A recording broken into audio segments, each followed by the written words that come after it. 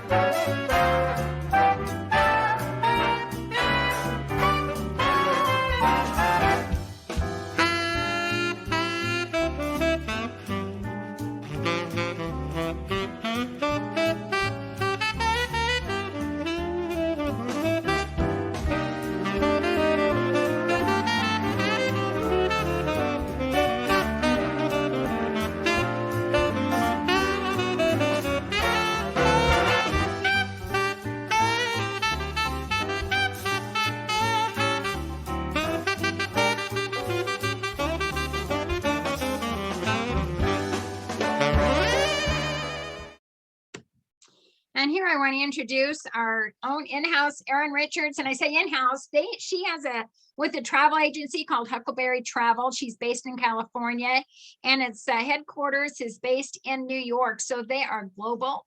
They definitely know what it takes to get you in the right place at the right time. So I'm so excited to introduce this gal. She's just full of energy. She just knows her stuff when it comes to helping each one reach their dream destination. And so thank you so much for being here, Erin. We appreciate you. You're muted right now. Just a little glitch. I've been having the worst trouble with Zoom today. That is okay. Well, I'm so excited about Alaska. In fact, one of our guests that are on, Carla, said that she lived in Alaska, so it's going to be exciting. Very cool. Yeah, I would like to live in Alaska, I think, for a little bit. I'm going to turn it over to you. Okay. So I'm just going to talk tonight about the Inside Passage part of Alaska, which is the very southernmost part that you can get to easily from the United States. It's just a tiny, tiny little part of that giant, giant state. One thing I wanted to, and I forgot to mention it to you, I put on a couple of tidbits on Alaska to start off with. So I didn't know if you want to go over any of these. Sure. Flowers. I'll let you do that. So a lot of people think because Alaska is called the last frontier that they're the last state, but they are not the last state. They're the 49th state, admitted just before Hawaii. And their flag, and I saw the flag on the last slide that has the Big Dipper on it. That was actually designed by a middle school student. This flag right here was designed by a middle school student, which I just think that's a really cool little fact that, as a former teacher, I think that's pretty cool that a kid designed that flag and that it continues to be their state flag. So their state tree is the Sitka spruce, and I like to mention that because Sitka spruce actually is part of their diet in a lot of stuff. They have Sitka spruce salts and Sitka spruce planks that they barbecue salmon and things on. So Alaska is one of those places that it's exactly what it should be, which is amazing wilderness and more. But it's also rapidly becoming this really cool place to visit every summer. They missed some of their tourist seasons the last couple of years, and they came back last summer, kind of halfway through the summer, and now they're going to have an amazing, amazing summer season, I think, this year with all their tourism. So that is Juneau. That's me in Juneau, Alaska state capital. And if you, can you go back 1 second, Christine? This little section right here, this tiny little, where that yellow dot is on the Alaska, yeah, right there. That is the tiny little section of Alaska I'm talking about tonight. So you can tell that there's so much more of that state, and Christina's absolutely right when she says we can talk for days and days about it, but we're just going to talk, I'm going to talk about the Inside Passage right there. So this is Juneau. The last time I was up there, I had the opportunity to go to Sled Dog Summer Camp, which is a real thing, actual Iditarod mushers. And I saw that somebody in comments said they got to see the beginning of the Iditarod race. But in the summertime, the Iditarod mushers need a place to house their dogs and to give their dogs exercise and to keep their dogs trained, because their dogs are athletes, just like Michael Phelps, just like Missy Franklin. And their dogs need to keep training year round. So they come down from the northern part of Alaska and they come down into Anchorage. There are some areas in Anchorage and Juneau, where I was, where they build, I mean, it's a literal camp for dogs. You can see there in the middle, the dogs have their own little cabins. And every sled dog team that's there has a different set of cabins. So the red cabins belong to one mushing team, the blue cabins another, the green cabins yet another. And they take tourists on sled dog rides in the summer, just to keep their dogs trained.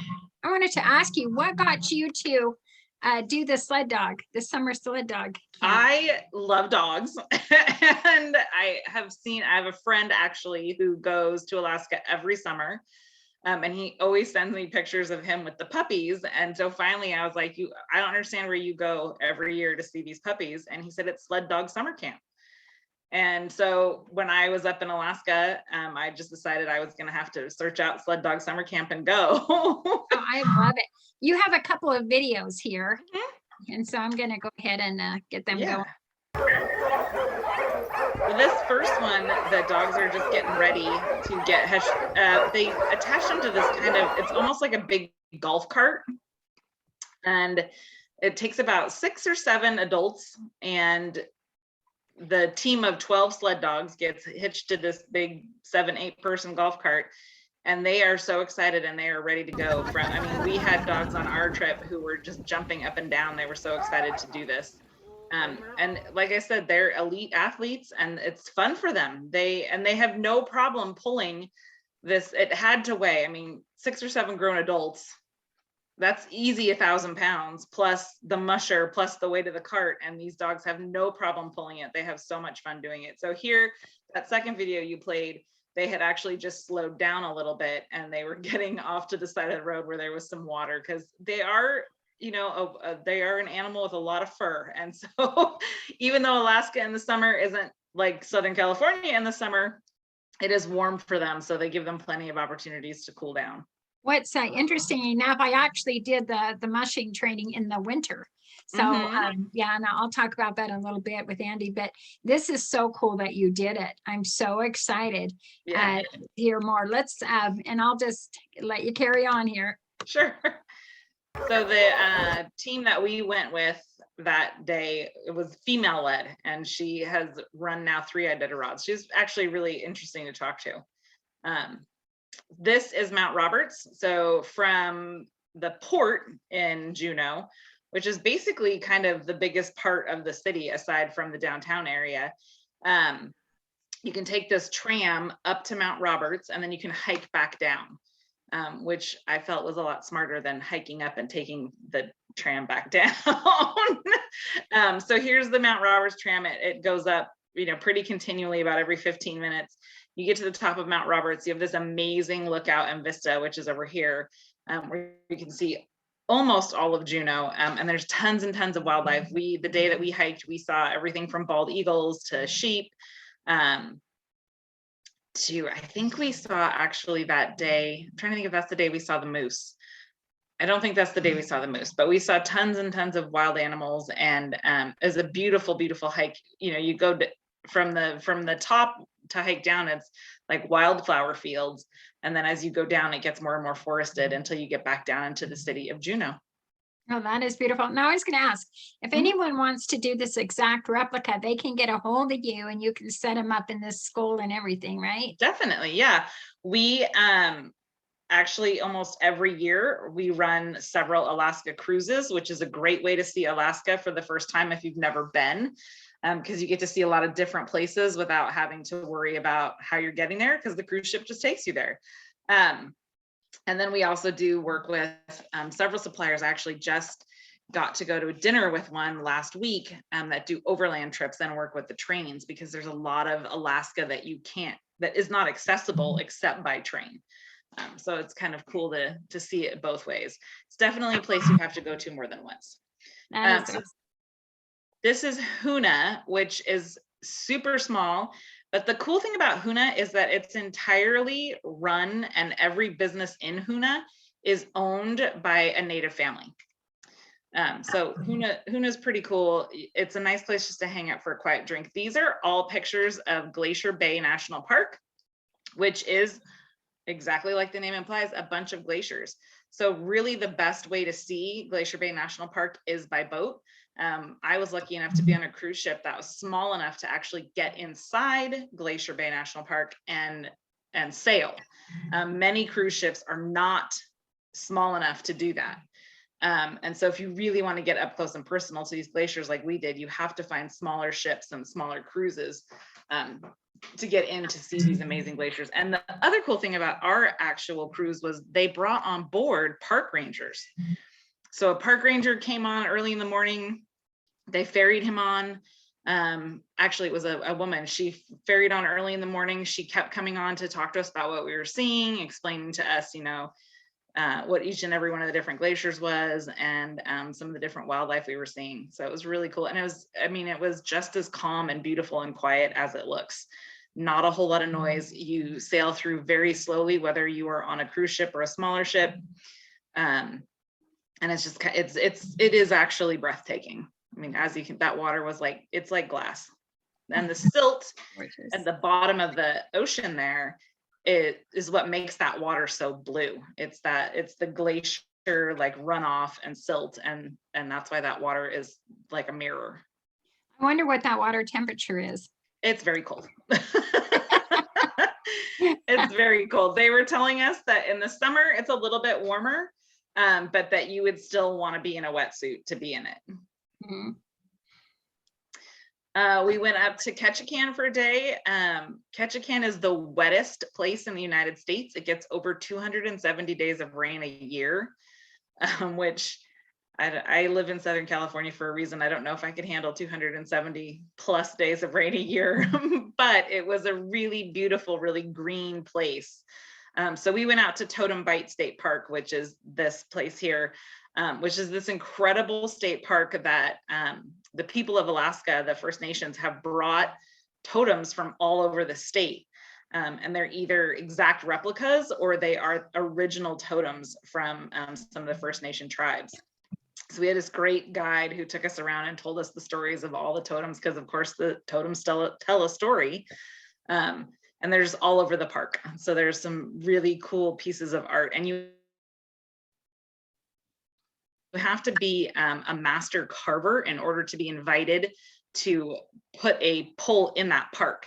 So you have to have years and years and years of carving training and be, a member of the tribe. And it was really a cool place. So that's outside. It's just outside Ketchikan. It takes about 40 minutes or so to get out there, but it's well worth the drive. And then of course, Ketchikan, like I said, 273 days of rain a year, but it's a really cool city. with just a lot of fun kind of old places. Most of Ketchikan is still kind of old construction, from like fur trapping days, and they are the salmon capital of the world because there's quite a few salmon vessels that go out of there and bring salmon back in. So there are some salmon canneries and things in Ketchikan. Ketchikan also still has a red light district over across this little river from the rest of Ketchikan. There's a tiny little stream that runs through Ketchikan, and on one side of it is their red light district, and on the other side of it is the rest of the city. You have a lot of history. You know, when I travel, I really like to kind of immerse myself in the place and find out as much as I can about the place. So yeah, I enjoy learning about where I am. I thought this was a real cool view of downtown Ketchikan, where the port is. That was from our ship balcony. So I had to snow with the mist and everything on the mountains and the rain. And No, I was just curious, with all the rain, doesn't it turn to snow in the colder time, or is it always warmer a little bit?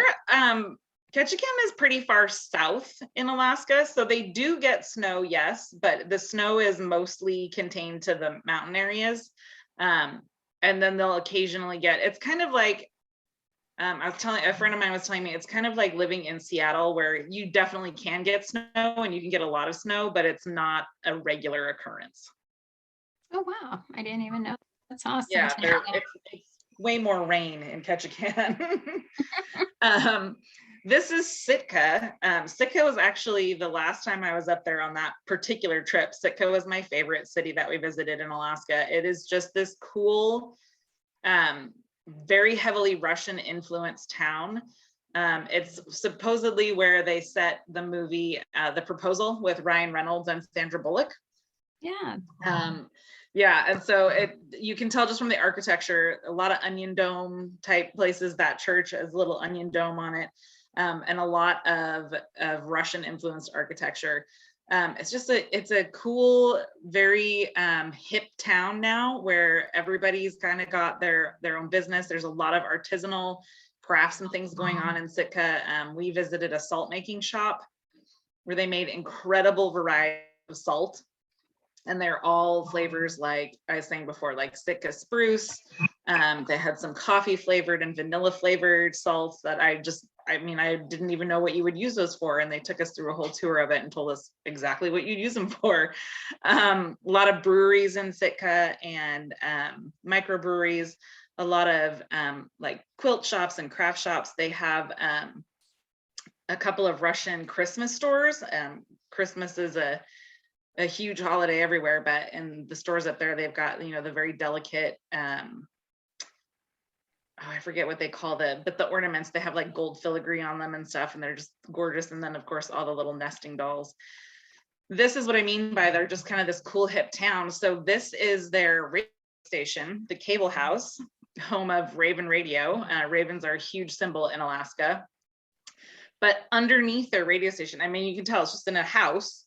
At the bottom floor of the radio station is this restaurant called Beak that everyone told us we had to go to. So we went there for lunch one day, and Beak is actually a play on words. It's also BAK, AK being the postal abbreviation for Alaska. So it's B Alaska. And everything that they have in their restaurant is like locally sourced. So it's very farm to table, but it's farm to table like Alaska way. So you've got, reindeer sausage, a lot of fish, a lot of fresh caught stuff.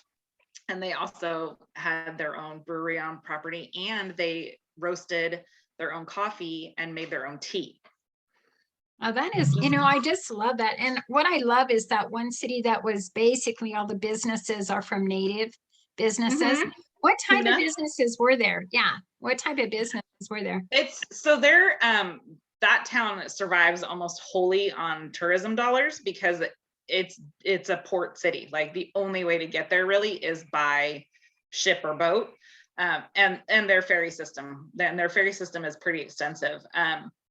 So a lot of the shops, they had a great section that had converted an old cannery into just tiny little shops. So every little shop in there was They had a fur shop, they had a bone shop, they had, you know, Alaska tourist products, they had tiny restaurants and things, but they had taken this huge cannery, which took up maybe like 3 or 4 wharfs, and just divided it up into all these little shops.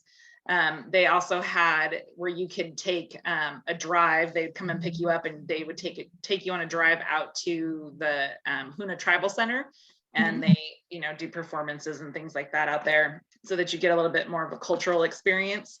And then the big draw for kids out in Huna, and I thought this was hilarious because there was way more adults doing it than kids, is a zip line, which we did not do because it was dark, and I just didn't feel like a zip line in the dark was a good idea. But they pick you up on the wharf area, and they drive you up to the top of this hill in Huna, and it's almost like a roller coaster, but you're just hanging. So you're in like a swing, and it's all mechanized, and you can hear it from miles away. Like we walked about 1.5 miles from where the wharf was. We walked about 1.5 miles into like the actual town of Huna, because we wanted to go to a grocery store and get some stuff for the day. And you could hear that zip line the whole time we were walking. It was so loud. But just beautiful beaches, beautiful place to walk. It's a real small town, and it was just really a fun place to visit for a day or two. You know, what's interesting, it was settled in 1754. That's before 1776. Yeah. Okay, did you find history on that? So a lot of, when you see settled by in Alaska, a lot of that is either like early fur traders from Canada or France by way of Canada, or Russian influence coming in. So because obviously there were First Nations in Huna and in Alaska long before those people, but when they say settled, it's usually like when Europeans came in, or Canadians came in, or Russians came in. And then it actually became a town in like 46 or something like that. Yeah. Yeah.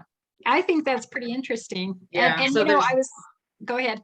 Oh no, I was gonna say, so there's been people living there, you know, native tribe, and I believe in Huna it was more fur traders and fishermen, so more from the Canada side, living there since the 1700s. And they've had the cannery that they converted was from the late 1800s, so obviously tons of business there for long before a cruise ship was ever even thought of. I just think it's phenomenal. And you wonder, you know, those early years, I love history too. And with you being a teacher, I bet you really sink into it. I wanted to go through some of these. That's pretty cool. I mean, you are awesome. I love listening to you. They have the state mineral is gold. Yeah. Well, I mean, when you are basically became a state because of a gold rush, what else are you going to have as your state mineral other than gold? Yeah, I don't know if there's any other state that has that at all, but that's pretty interesting. California had a gold rush in the 1850s, and it was not half the size of that Alaska gold rush. I don't think people realize how massive that was, and how difficult it was to get to, and how very many people came back, not millionaires, but you know, came back very wealthy from the Alaska gold fields, and they're still producing.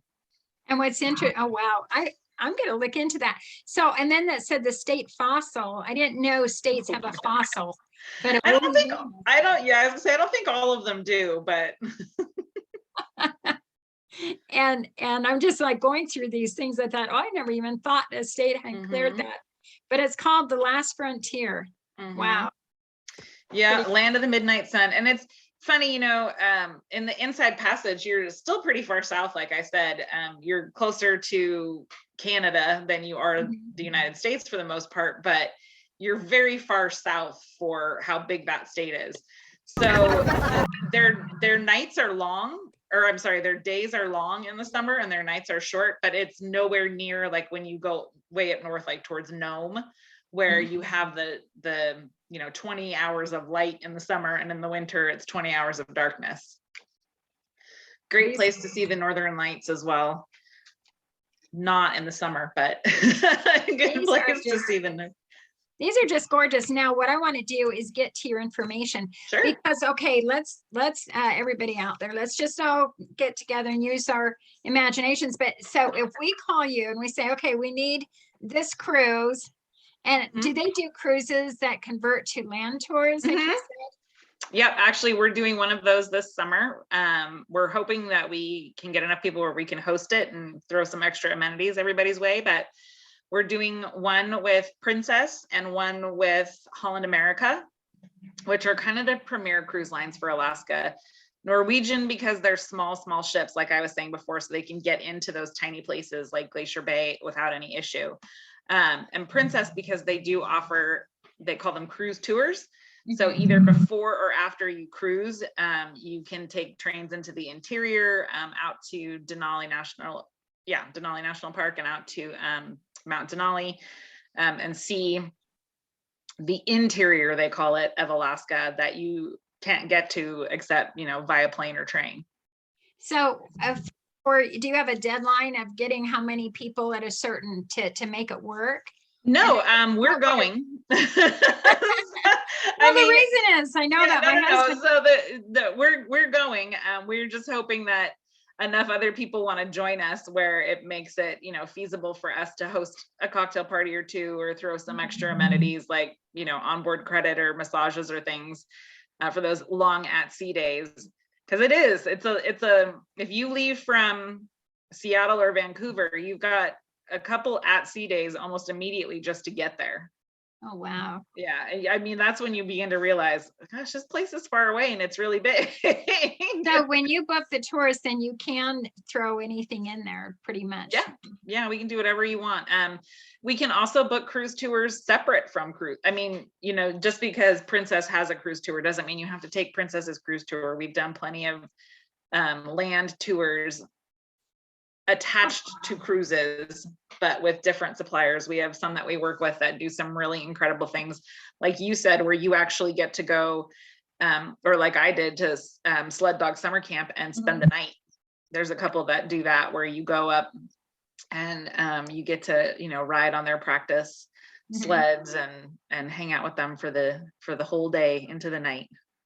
Oh, that is excellent. Well, I love it, and I know that this is just so cool, all that Huckleberry travel agencies. A lot of people they don't think about the benefits of having a travel agent. You just basically have your right hand to, fulfill every dream. And if you want this, they're going to do their best to make it happen. Yep. We work with a pretty extensive supplier network, and I don't want to say like we're friends with all of them, but we do actually cultivate relationships with them. And we're pretty lucky to be able to do that. And, if I have a problem on a cruise tour, I have a problem with, something going on a cruise, I can call a rep Saturday, Sunday, Monday, Tuesday, 4:00 in the morning. Whereas, Joe Blow can't, or they don't have access to it. And it does make a difference. I mean, definitely the internet has made booking travel a lot easier, but we at Huckleberry firmly believe that we are offering a service that you don't get when you book travel yourself. And booking travel now is a lot. It's easy to do, but it's a lot more difficult to navigate, especially with all the new regulations and all the new requirements for entry, even to places, in our own country. So I just love it. So happy to be there to support and help.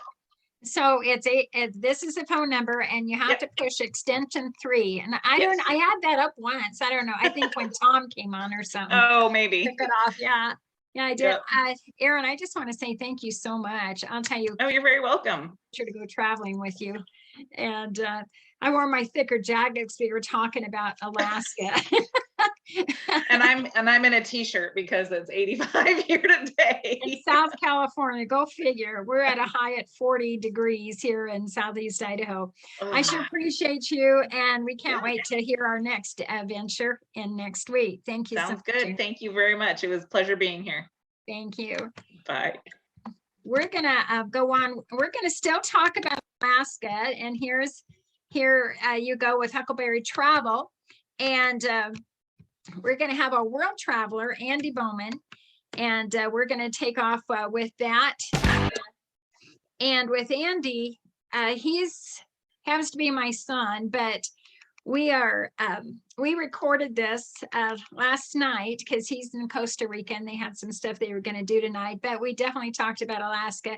And what's interesting, everything Erin said, it was so exciting because it was more in the summertime of things to do. And so this is more in the wintertime that you're going to hear about. So it's exciting.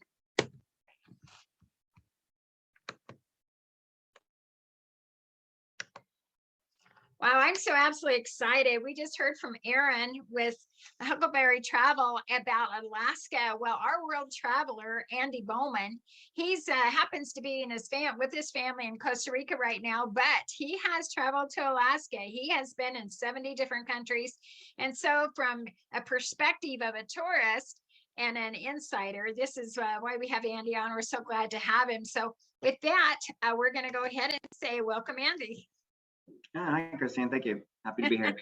Yeah, I love it. The fact now you guys have been in Costa Rica for a while, and yesterday you said you went spearfishing. I mean, these are cool things nobody really gets a chance to do if they're not where you're at with the right opportunity. Did you have a friend or did you hire a company to take you out? Yeah, well, both. I mean, I looked for Facebook is a pretty good resource. So there's a lot of different groups here for like the community. So, and I've kind of tagged onto those. Most places I travel to these days, you can find a community Facebook page. So I put out some feelers of like, saying I was interested in spearfishing. Does anyone have any recommendations? And so this one guy was referred several times, and he actually turns out to be my neighbor in the condo that I'm staying at. So he's like 3 doors down. Oh, so, wow. Yeah, so it's turned out well. Like now we're just kind of friends, but yeah. So he kind of took. That's something I've always wanted to do. I've done a little spearfishing like at home, like in natural lakes, but never really like out in the open ocean. And it's exciting but also a little intimidating, for a newbie. So he kind of took me out and showed me the ropes, and yeah, so it was a lot of fun. That's excellent. Well, you're definitely, once you get out there now, you said it was a little bit murky, so you couldn't see it. Today wasn't such a great day. We they had red tide right now, so some of the coves here, it's funny because where we're at, it's beautiful. The water's perfect. It couldn't be better. But I think we traveled 10 miles north, and it's just a different current, different runoff, and a couple bays up there, which are actually normally like great areas for scuba diving and for snorkeling. It's where we go scuba diving quite a bit. But for some reason, the last month, they've just been suffering from red tide. So it kind of comes and goes with the wind. The wind kind of pushes in and out, and it's really hit and miss. Like it's hard. Like he had just gone the day before, and it was brilliant.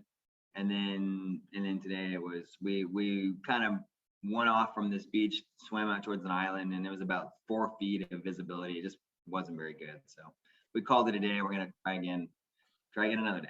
So when you do, we need pictures or a video or something so we can go ahead and talk about it. Yeah, I mean, the coolest things you have, these are bucket list items. So right now you had an experience in Alaska. So we're going to continue our theme with Alaska tonight. And so what we're going to do is we're going to start off with Alaska. This was, I think, in 2006. And this was in Talkeetna. I was up there in business, and of course, invited Andy, but that's when I got to meet his future wife for the first time. So Lindsay right there. So Andy, what was your experience first coming into Alaska, and how did Lindsay like it? Oh, we loved it. It was, I'd never been. That was my first time there. And it was, as a kid, I was always a big Jack London novelist fan. So I read all the Call of the Wild and the White Fang and all those books. It kind of, the setting was in Alaska. So I was always, I'd heard of, just a lot of different things that they do there. And anyway, so it always been, like a bucket list thing for me. So it was all that I thought it would be and more. It was really kind of feels like you're on the edge of the world. You kind of really feel away from it all, I guess, is the best way to describe it. But yeah, that was a while back, but here we are. It's the day of the Iditarod, And we were standing on a corner near here the night before, because we went to a magic show. And there Yeah, was, David Copperfield, if anyone yeah, remembers him, David Copperfield. Yeah. and we were kind of in the front row, so that was way cool to see that. But the ironic thing was there was no snow in sight when we left the show. And so they piled this. It was trucks all night long to get this all ready for the Iditarod start kickoff. Wasn't that awesome?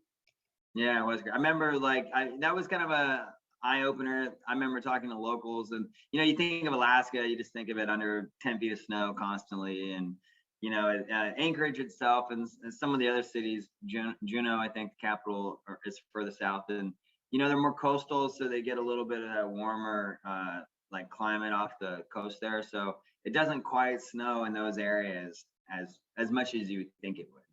Yeah, and so that was a real eye opener. And then this is one of the racers. This is again back in 26, I believe. And this gal, she ran the full Iditarod. It's 1,100 miles, and she was declared legally blind and was able to compete. And she did finish the race, so I was pretty impressed with her. Yeah, that was a lot of fun. I remember her. She wrote a book, I think, about it. I want to say she's from Oregon initially, but she wrote a book about her experience too. I remember at the time. Yeah, it was. And I definitely have to get that information if anyone's interested. But here's the kickoff, the starting place. And my first time, your first time, what did you think about this? Oh, I didn't know anything about sled dog racing. I'd heard of the Iditarod. It was always one of those things I wanted to experience and to see. And it was great. It was people there from all around the world, trucks with dogs,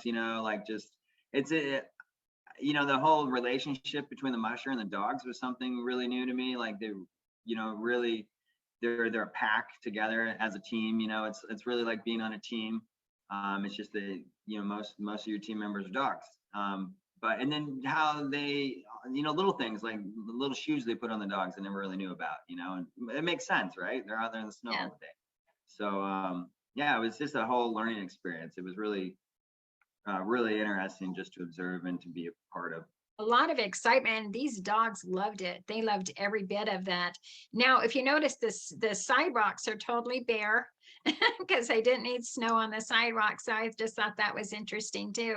But to kick that off, I want to feature one of the mushers. This is a 2022 shot. His name is Dallas Seavey, and he was the youngest musher to run the Iditarod, and he actually won several times over the years. And so basically, I actually met him in person. He was down in Salt Lake City at an event I was at, got to meet him, but that was really exciting. We met a lot of mushers up there, but I'm going to take our pictures off because I want to show, this is his record of the time. Okay, you have in 9 days, he run 1,100 miles, and it shows he started with 14 dogs, ended with 7, and there's all kinds of situations. They do the kickoff launch in Anchorage, and then it actually starts from Willow. But the time, it shows how many dogs were out. It shows how many rest times that he did. Of course, he wants to run with this. It shows the speed, the time that they went, the speed, and then the distance they went. So we have all of these days in just 9 days and doing that much mileage. Now, if you notice, Andy and I were looking at this, and there was, 3 or 4 days without sleep, pretty much, or just like a few minutes. Yeah, it was amazing to think about how long they went with the few amount of rest time they had. Yeah, so you got the 6th all the way through the 8th, just like 5 hours in that much time.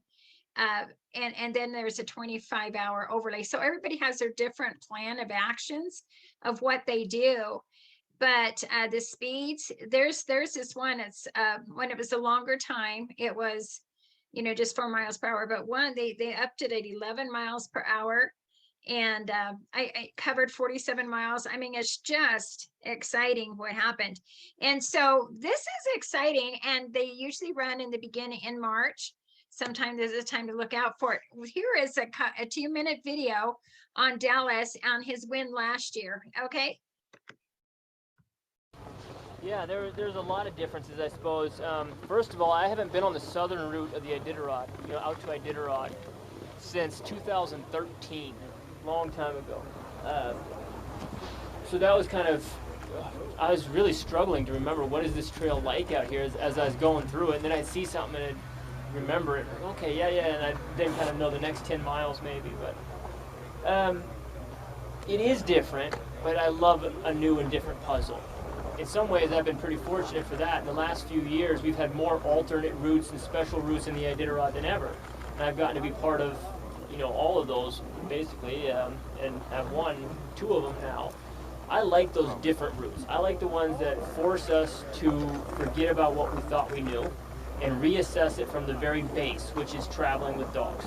Look at the course, look at the challenges, and look at how the dog is going to perceive those challenges and then set them up for success. Put them on that course in a way that they can succeed, in a way that is fast, aka challenging, but doable. And I think that's what we've done well. So I like the different courses because it allows us a little more room to breathe. Whereas the traditional route, of course, that is the traditional route. I love it. But there's been done so many times, we can do homework and research and know that this is a proven way to work. And you see people play it safe and revert back to what other people have done rather than really creating their own. So I felt like that was an opportunity here to be the one to figure out how to run this course best. And I think that was a large portion of our success on this race, is that I think our game plan going into it appropriately assessed how quick we would need to go, but didn't, I didn't set us up to go do a 7-day flat race. We saw that wasn't going to happen, but we also saw that an 8-day race would be too slow. So I think we nailed it on the pacing right off the bat. Are you going to be back to number 6 next year? Too soon to say. This is a few weeks that I get to live this one. All right, we're ready to rock and roll. Can I ask you, Dallas, quick, after 7.5 days on the trail, what are you looking forward to doing immediately next? What's in your immediate future after the win? I'm going to enjoy a minute where I don't have anything that has to be done right now. Because that's the part that hasn't been there. Even when you sleep, the rare moments you get on the Iditarod when you sleep, you have to do it right now. And it is a job, it is a chore. I have to go to sleep so that I can serve my team. Every minute on this race, you ask yourself, what can I do right now to support my team? And sometimes the answer is, I have to sleep for 10 minutes so that I can think clearly and take care of them later. So that's what I enjoy most, is I'm going to sit down, I'm going to have a few of these guys with me, and I'm going to have nothing to do right now other than just enjoy that moment. That was cool. That was way cool. Now here's, Andy, I don't know if you ever saw this picture, but I went back a month later just to take a little class in sled dogging. And it was cool. These dogs exactly knew it. Have you ever seen this picture before? I don't think so. I didn't even, oh. Yeah, and your mom does some of my different things sometimes. But yeah, I wanted to learn to mush and just to get that feel of it. And back that time, it was, I had an ability to do it. So I love Alaska. This was close to Talkeetna where this was at, but all you do is you just give a simple command and the dogs know to turn left or turn right and to do everything. And so I did a trail. I was out there by myself. It was so beautiful. And then there was a big clearing and stuff. And I don't know how far I went, but I made it back.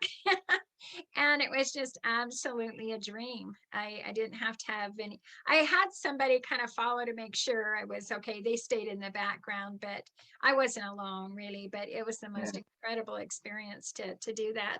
So I encourage everyone, to just do something different, and it's never too late. So we're going to go and talk about Mount Denali. And this, I was able to ride in a flight. This is not me in here, but fly up, and they only allowed me up 13,000 feet because you need oxygen if it's higher than that. And so I believe it's either 21,000 or 23,000 foot mountain. But I brought all my kids back. And do you remember watching these where we stayed at the lodge? Yes, that was in Talkeetna, I believe. Yeah, and the only way we can see these is if it's not away from a city. And so Talkeetna is a perfect place to go to look up. And it was right above us. That was the coolest thing. It was just, the Northern Lights were just absolutely beautiful. And so with that, I came back again in June. Now this time it's dark most of the time in March. There's just, some daylight hours, but it gets, dark at quite a bit longer. And so now in the summertime, I came back in June and brought all my kids so they could see, because just Andy was there with me in March. And it's absolutely gorgeous. And so I had some business to do.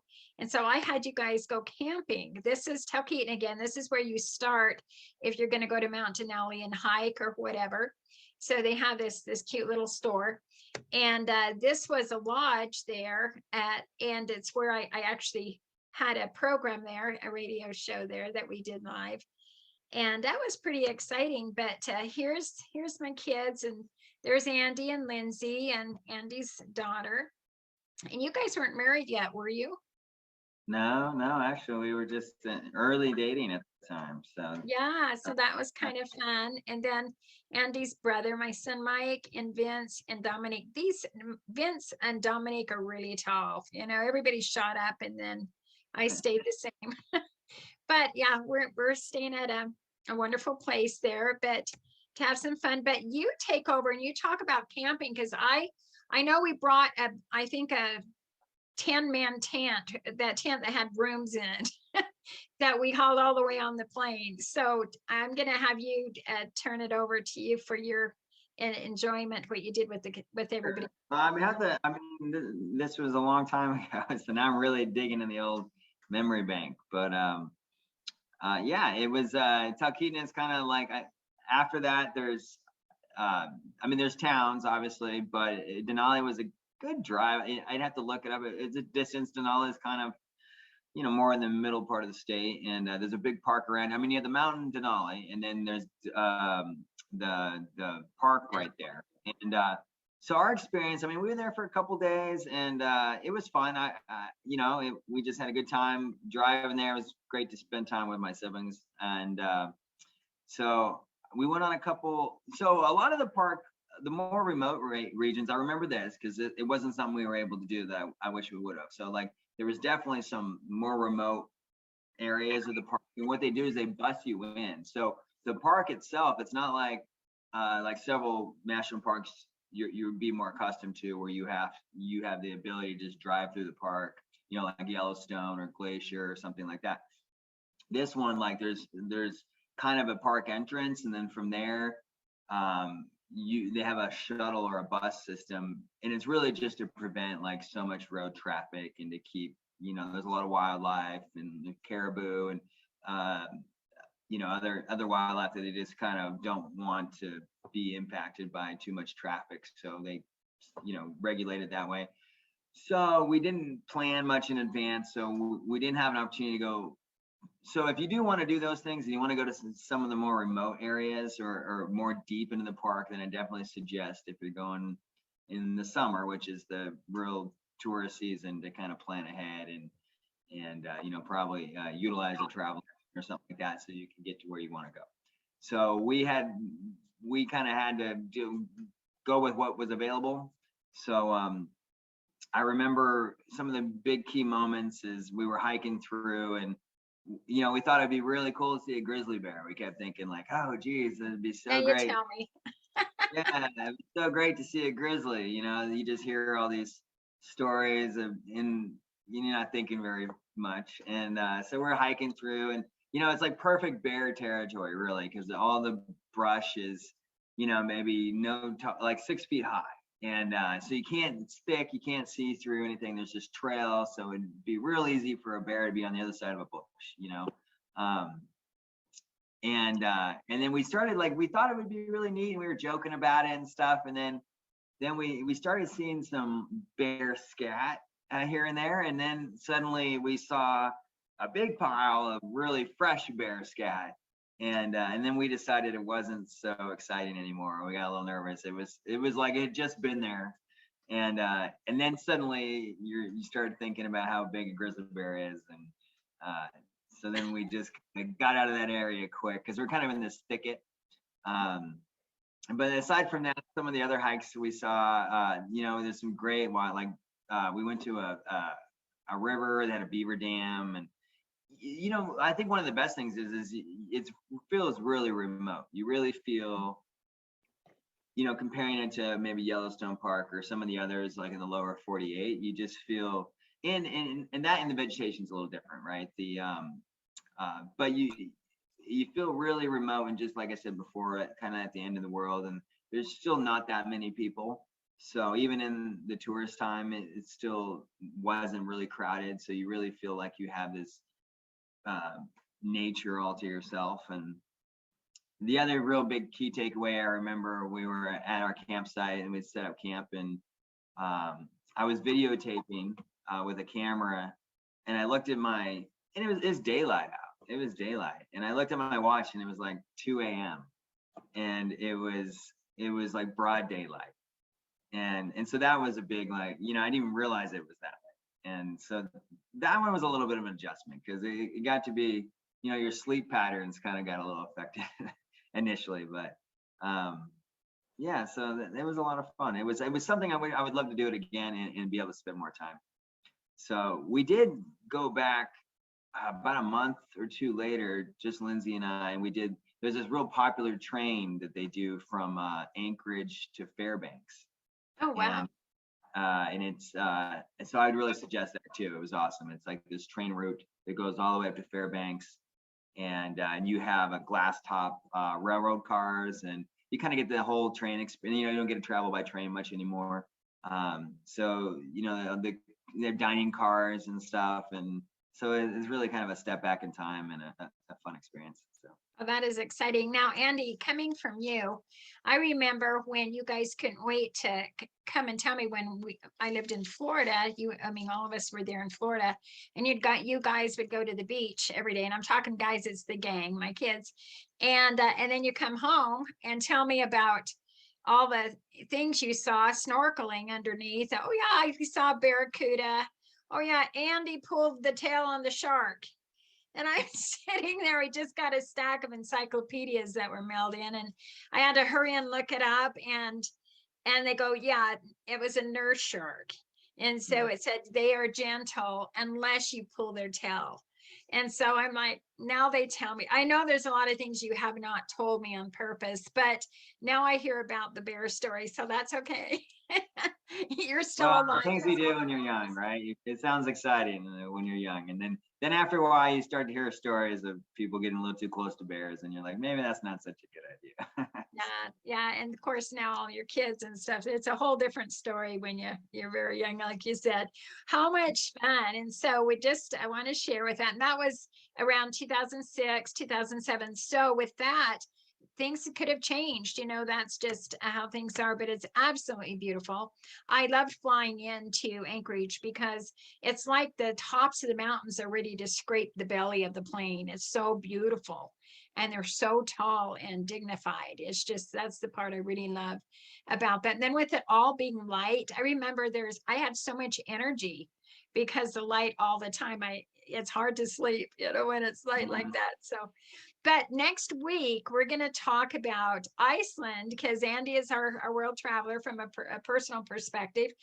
And so, Andy, just tell us a little bit about what you're going to cover real quick. And it's the end of our time here. Yeah, sure. Well, I mean, I've been to Iceland on two separate trips.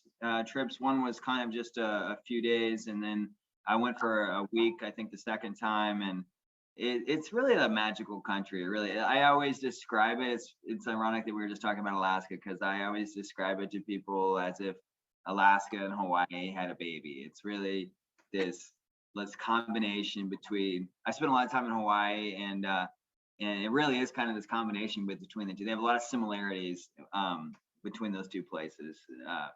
So, and the cultures. It's another one of those places you feel like you're at the end of the world, and nice. The culture is really unique, and it's an old culture, and the history is just real interesting. It's just a really unique place, and it feels like one of the last few untouched places in the world, you know, where it's just still really unique and original. So. Oh, that's excellent. And then of course you can see the Northern Lights too. So yep. It's just far up and not a lot of city lights. So isn't that gorgeous?